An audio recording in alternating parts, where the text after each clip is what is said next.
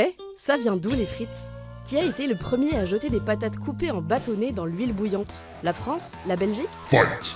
Alors, historiquement, tout commence à Paris, début 19e siècle. Avant de prendre la forme qu'on leur connaît, les premières frites sont coupées en rondelles et vendues dans la rue par des marchandes de friture. Frédéric Krieger, un Allemand installé dans la capitale française, apprend à les préparer dans une rôtisserie parisienne avant de migrer en Belgique et d'ouvrir en 1845 la première friterie du plat pays sur une foire. Donc la frite est française, ou même allemande me direz-vous? Mais alors pourquoi persiste-t-on à croire qu'elle est belge? Aujourd'hui, avec près de 5000 friteries dans le pays, dont 300 à Bruxelles, la frite est une institution en Belgique. À Bruges, il existe même un musée de la frite.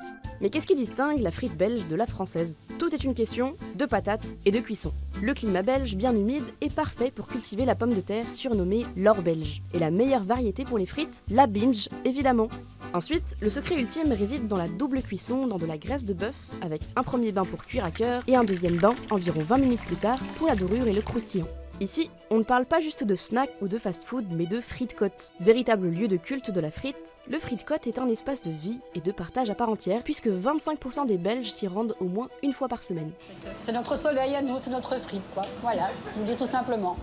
Et parfois, la frite devient même politique, en contribuant à la construction d'une identité belge commune. En 2011, face aux dissensions entre Flamands et Wallons, alors que le pays bat des records d'instabilité politique, avec 589 jours sans gouvernement, les Belges descendent dans la rue en brandissant des cornets de frites comme symbole d'unité nationale. Nous sommes le 17 février 2011, ici, place Paulart, et qu'est-ce qui se passe ?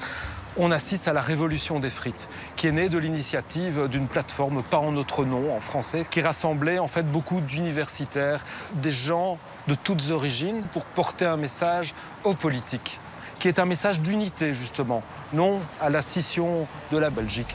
Depuis 2017, la culture des frite-côtes est officiellement reconnue comme patrimoine immatériel belge. Non pas par l'UNESCO, mais par toutes les communautés du royaume.